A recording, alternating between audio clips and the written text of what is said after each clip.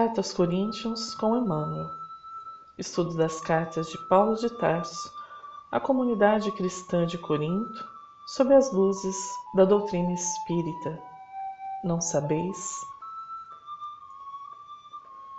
Meus erros caminham comigo, fazem tropeçar, oferecem-me duras provas. Eis o Cristo, luz da vida, farol do viajante. Eis-me aqui, não me esquivo nem me justifico. Busco-lhe a luz que transforma minha alma em um novo ser. Renasce em mim um novo querer. Ainda há um longo caminho. Meus erros e desenganos não irão desaparecer simplesmente, mas com Jesus, tal qual espinhos de uma flor, iremos tirá-los um a um. Somos, por essência, flores do jardim de Jesus. Texto para análise. Não sabeis que os injustos não hão de herdar o reino de Deus? Não erreis, nem os devassos, nem os idólatras, nem os adúlteros, nem os efeminados, nem os sodomitas, nem os ladrões, nem os avarentos, nem os bêbados, nem os maldizentes, nem os roubadores herdarão o reino de Deus. E é o que alguns têm sido, mas haveis sido lavados, mas haveis sido santificados, mas haveis sido justificados em nome do Senhor Jesus e pelo Espírito do nosso Deus. 1 Coríntios, capítulo 6, versículos 9 a 11. Novo desafio se nos apresenta para o estudo deste texto. Paulo usa palavras duras e nomeia um a um os erros e desvios da comunidade de Corinto, conhecida por seu desregramento e seus desvios em questões morais. Inicia com uma pergunta, novamente usando o termo não sabeis, que nos remete a textos já escritos e que deviam ser de conhecimento da comunidade de Corinto. Não sabeis que os injustos não hão de herdar o reino de Deus?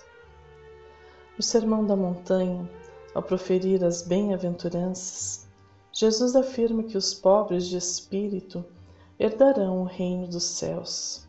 E este é o contraponto que Paulo estabelece para iniciar o texto e depois trazer os erros e desenganos de Corinto e também de toda a humanidade. Esta questão é importante, pois nos permite sondar a intenção de Paulo e buscar o espírito da letra, em detrimento de equívocos em interpretações e traduções. Ao estudarmos o Evangelho, precisamos estar abertos a novos aprendizados e não tentar encaixar nele o que já pensamos e acreditamos. Ele existe para nos ensinar, não para corroborar nossas ideias, muitas vezes repletas de preconceito e desamor. Emmanuel comenta um trecho das bem-aventuranças de Jesus na questão 313 do livro Consolador. Como entender a bem-aventurança conferida por Jesus aos pobres de espírito? O ensinamento do Divino Mestre referia-se às almas simples e singelas, despidas do espírito de ambição e de egoísmo, que costumam triunfar nas lutas humanas. Não costumais até hoje denominar os vitoriosos do século, nas questões puramente materiais, de homem de espírito? É por essa razão que, em se dirigindo à massa popular, aludia o Senhor aos corações despretensiosos e humildes, aptos a lhe seguirem os ensinamentos, sem determinadas preocupações rasteiras da existência material. Se os corações despretensiosos e humildes estão aptos a entrar no reino dos céus, os injustos, ditos por Paulo, não o farão. Segundo a doutrina espírita, os injustos deverão arrepender-se e reparar as faltas, a fim de equilibrar-se, estando em dia com sua própria consciência, e assim, caminhando novamente com humildade, aprendendo a viver nos passos do Mestre. Segue-se então a segunda parte do texto bíblico. Não erreis, nem os devassos, nem os idólatras, nem os adúlteros, nem os efeminados, nem os sodomitas, nem os ladrões, nem os avarentos, nem os bêbados, nem os maldizentes, nem os roubadores herdarão o reino de Deus. Este versículo é comumente utilizado para dizer que a Bíblia, em especial Paulo, afirma ser o homossexualismo um pecado. Algumas traduções usam literalmente a palavra homossexual. Penso que em relação aos outros termos utilizados, não teríamos grandes dificuldades em perceber o desregramento, o erro, como devassos, idólatras, roubadores. Não obstante, há termos que Paulo usa que merecem nossa especial atenção. Os termos gregos que Paulo utiliza têm sido interpretados de forma distinta ao longo dos tempos, e ainda hoje há certa controvérsia em torno, porém, há cada vez maior consenso de que o texto não trata de homossexualismo como um erro ou pecado. Não errais, nem os impuros, nem os idólatras, nem os adúlteros, nem Malacai, nem arsenocoitai herdarão o reino de Deus. Esta passagem, em que São Paulo lembra aos cristãos de Corinto acerca da lei judaica, a fim de alertá-los dos erros que cometiam, tem sido alvo de intensas discussões quanto à sua tradução. As palavras malakoi e arsenocoitai, ao longo dos séculos, têm sido traduzidas de forma bem distintas.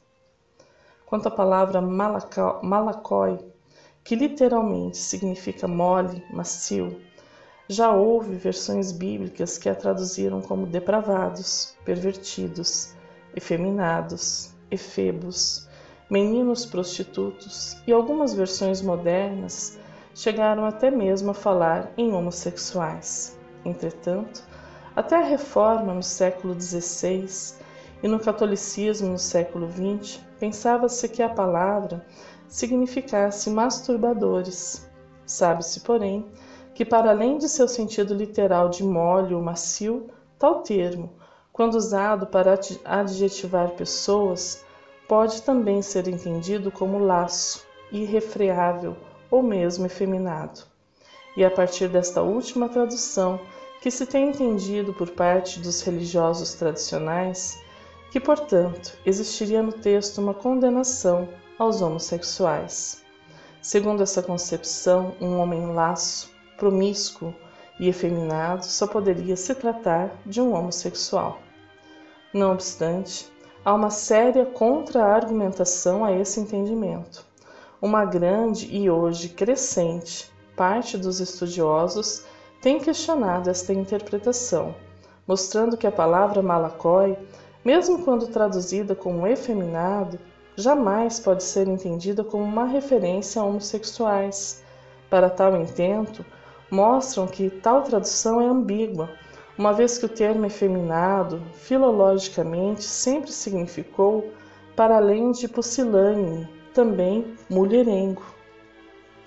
Já em relação à palavra arsenocoitai, a controvérsia é ainda maior, uma vez que ela, em um intervalo de 3 séculos, somente aparece em 2 escritos de Paulo e, posteriormente, nos oráculos proféticos Sibilline Oracles, e em mais nenhuma outra literatura na história. Em ambos os 2 casos, a palavra se encontra dentro de uma lista, de modo a seu significado não poder ser alcançado a partir de um contexto. Fica impossível determinar seu significado literal.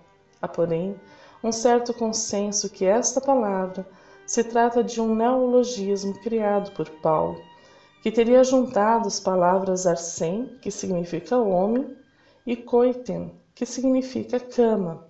Vale notar que para alguns religiosos, como os tradutores da Nova Versão, a Bíblia na linguagem de hoje, o dado já seria suficiente para levá-los a crer que tal palavra se referiria sim ao homossexual, uma vez que o pecado que um homem pode fazer na cama seria, em seus pontos de vista, quase certamente um ato homossexual.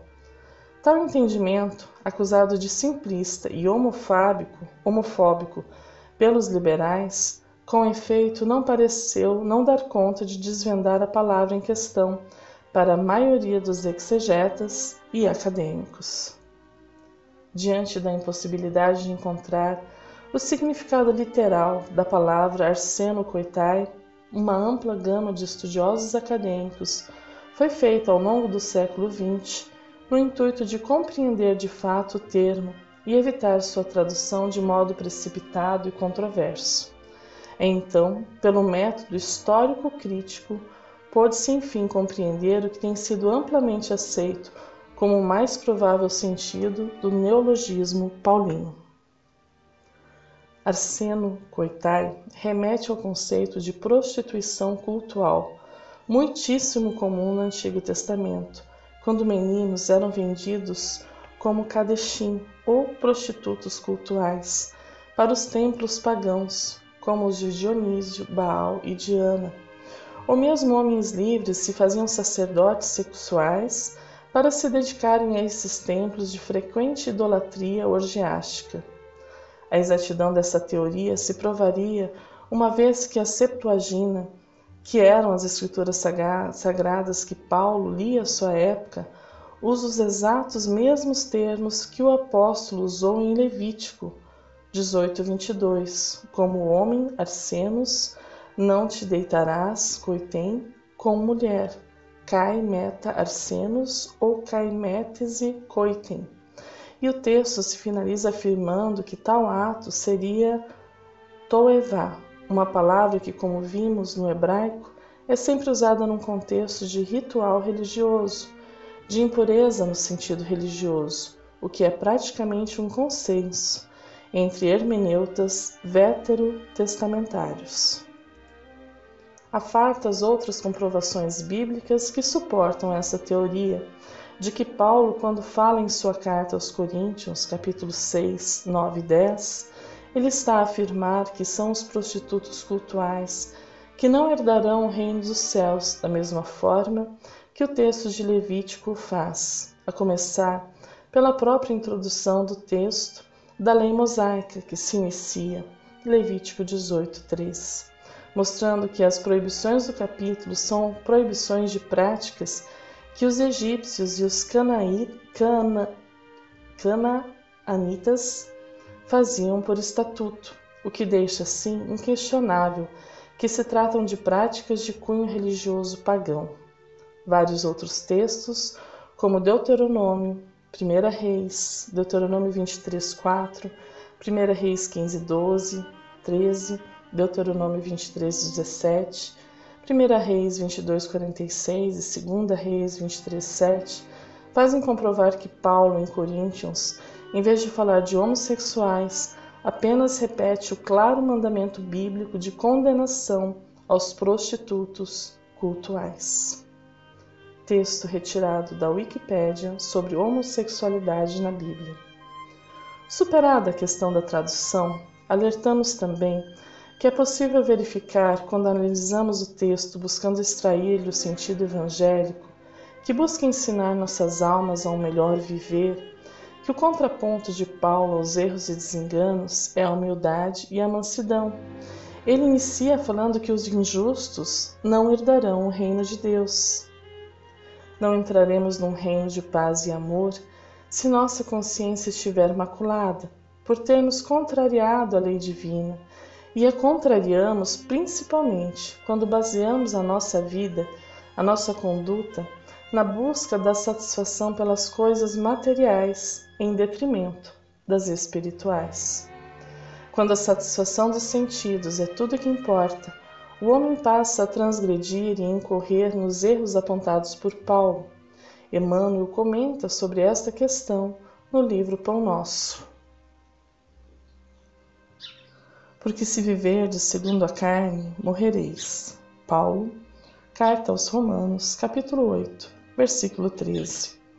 Para quem vive segundo a carne, isto é, de conformidade com os impulsos inferiores, a estação de luta terrestre não é mais que uma série de acontecimentos vazios. Em todos os momentos, a limitação ser-lhe-á fantasma incessante. Cérebro esmagado pelas noções negativas, encontrar-se-á com a morte a cada passo. Para a consciência que teve a infelicidade de esposar concepções tão escuras, não passará a existência humana de comédia infeliz. O sofrimento identifica uma casa adequada ao desespero. O trabalho destinado à purificação espiritual sente o clima da revolta. Não pode contar com a bênção do amor, porquanto, em face da apreciação que lhe é própria, os laços afetivos são meros acidentes no mecanismo dos desejos eventuais. A dor, benfeitora e conservadora do mundo, é-lhe intolerável. A disciplina constitui-lhe angustioso cárcere, e os serviços aos semelhantes representa pesada humilhação. Nunca perdoa, não sabe renunciar, dói-lhe ceder em favor de alguém e, quando ajuda, exige do beneficiado a subserviência do escravo. Desditoso o homem que vive, respira e age segundo a carne. Os conflitos da posse atormentam-lhe o coração, por tempo indeterminado, com o mesmo calor da vida selvagem. Ai dele, todavia, porque a hora renovadora soará sempre. E se fugiu à atmosfera da imortalidade, se asfixiou às melhores aspirações da própria alma, se escapou ao exercício salutar do sofrimento, se fez questão de aumentar apetites e prazeres pela absoluta integração com o lado inferior da vida, que poderá esperar do fim do corpo, senão sepulcro, sombra e impossibilidade, dentro da noite cruel? Assim, considerando a correta tradução do texto, bem como buscando o espírito da letra, entendo que Paulo não está atacando ou criticando o homossexualismo, mas sim o desregramento sexual, a promiscuidade, o viver sem responsabilidade e sem atenção aos sentimentos alheios. A relação homoafetiva não pode ser confundida com promiscuidade. São coisas distintas. Existem homens e mulheres heterossexuais que apresentam comportamentos totalmente equivocados, trazendo duras consequências para si mesmos e para os que com eles se relacionam, seja em questão física quanto emocional. Todo relacionamento que tem como alicerce o amor, o respeito, o companheirismo deve ser reconhecido como legítimo e verdadeiro, e isto decorre de nossa natureza espiritual. O Livro dos Espíritos, a pergunta de número 200, nos esclarece um ponto principal para a questão. Têm sexo os espíritos? Não como entendeis, pois o sexo depende da organização. Há entre eles amor e simpatia, mas baseados na concordância dos sentimentos. Nascemos e renascemos, ora homens, ora mulheres. Neste caminhar, encontraremos e reencontraremos afetos da alma, e a eles nos associaremos para vivermos a experiência amorosa que nosso coração necessita. Deixemos assim os preconceitos de outrora, vivamos o amor como humildes aprendizes. Prossegue o trecho bíblico encerrando o nosso estudo desta semana. E é o que alguns têm sido, mas haveis sido lavados, mas haveis sido santificados, mas haveis sido justificados em nome do nosso Senhor Jesus e pelo Espírito do nosso Deus. Ao longo de muitas vidas, já praticamos os erros que Paulo aponta. Estamos aqui encarnados a fim de repararmos nossos desenganos de outrora e adquirirmos nova experiência evolutiva. Jesus tem sido nosso condutor neste processo evolutivo, nosso farol neste caminho que muitas vezes se torna escuro e sombrio em decorrência do nosso orgulho e do nosso egoísmo.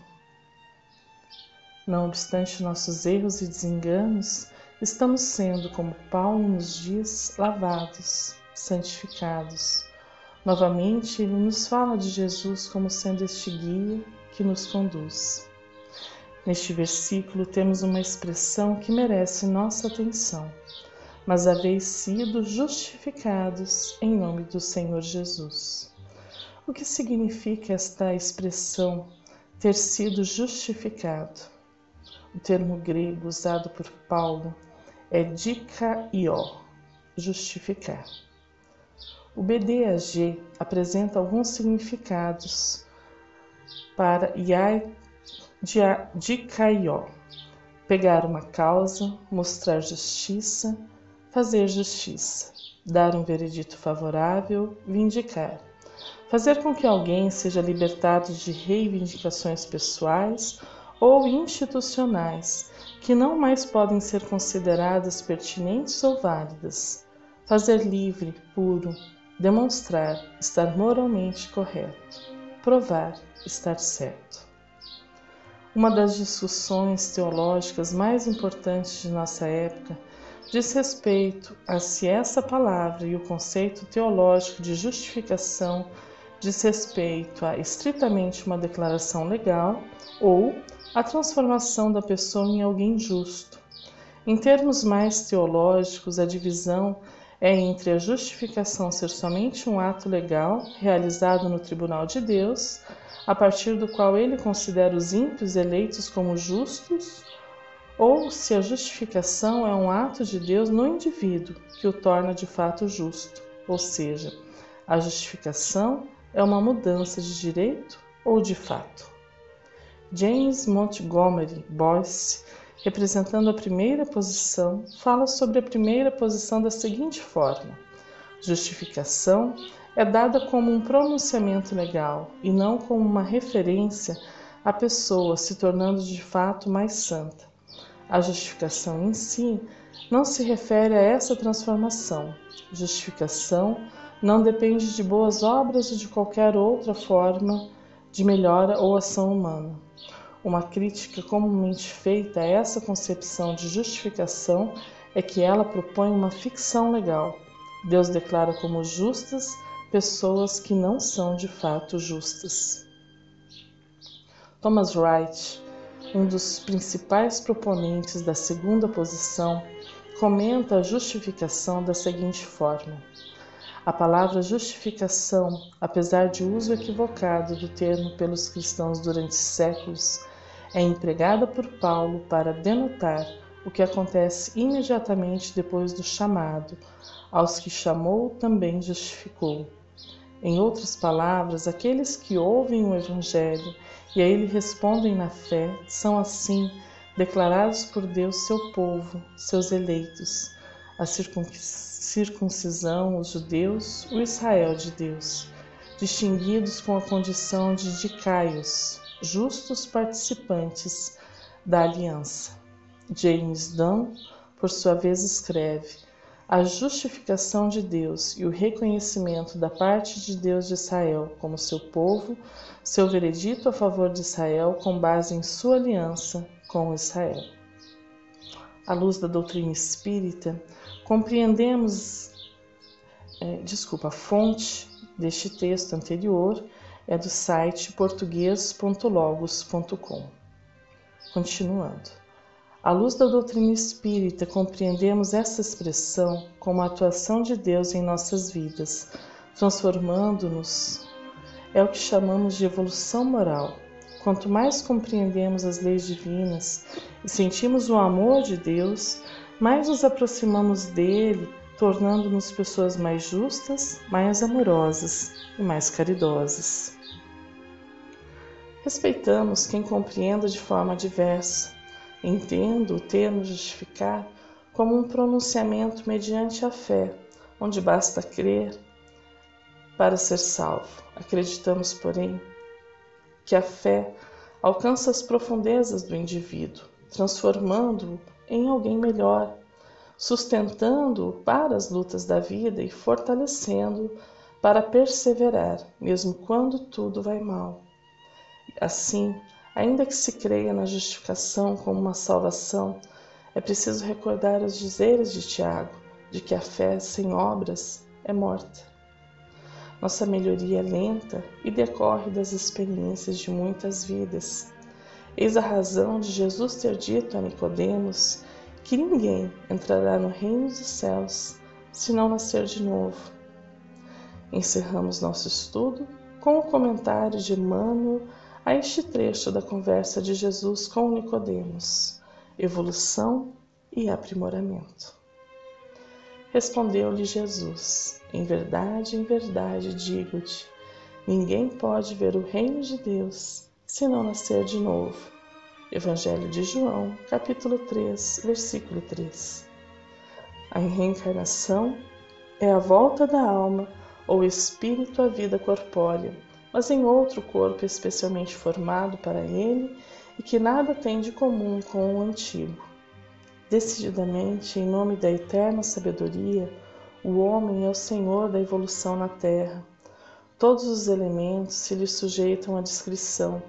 Todos os reinos do planeta rendem em vassalagem.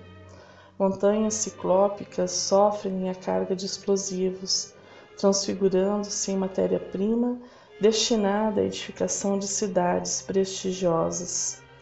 Minérios por ele arrancados às entranhas do globo suportam-lhe os fornos incandescentes, a fim de lhe garantirem utilidade e conforto. Rios e fontes obedecem às determinações, transferindo-se de leito com vistas à fertilização da gleba sedenta. Florestas atendem-lhe à derrubada, favorecendo o progresso. Animais, ainda mesmo aqueles de mais pujança e volume, obedecem-lhe às ordens, quedando-se integralmente domesticados. A eletricidade e o magnetismo plasmam-lhe os desejos, e o próprio átomo, síntese de força cósmica, descerra-lhe os segredos, aceitando-lhe as rédeas. Mas não é só no domínio dos recursos materiais que o homem governa, soberano. Ele pesquisa as reações populares e comanda a política, investiga os fenômenos da natureza e levanta a ciência, estuda as manifestações do pensamento e cria a instrução, especializa o trabalho e faz a indústria, relaciona as imposições do comércio e controla a economia. Claramente, nós, os espíritos em aperfeiçoamento, no aperfeiçoamento terrestre, conseguimos alterar ou manobrar as energias e os seres inferiores do orbe a que transitoriamente nos ajustamos e do qual nos é possível catalogar os impérios da luz infinita estuantes no universo. A face disso, não obstante sustentados pelo apoio divino nas lides educativas que nos são necessárias, o aprimoramento moral corre por nossa conta. O professor ensina, mas o aluno deve realizar-se. Os espíritos superiores nos amparam e esclarecem. No entanto, é disposição da lei que cada consciência responda pelo próprio destino. Meditemos nisso, valorizando as oportunidades em nossas mãos. Por muito alta que seja a cota de trabalho corretivo que tragas dos compromissos assumidos em outras reencarnações, possuis determinadas sobras de tempo, do tempo que é patrimônio igual para todos, e com o tempo de que dispões, basta usares sabiamente a vontade, que tanta vez manejamos para agravar nossas dores, a fim de te consagrares ao serviço do bem e ao estudo iluminativo, quando quiseres, como quiseres, onde quiseres e quanto quiseres, melhorando-te sempre. Texto de Emmanuel, do livro da Esperança. Um fraterno abraço, e até o próximo estudo.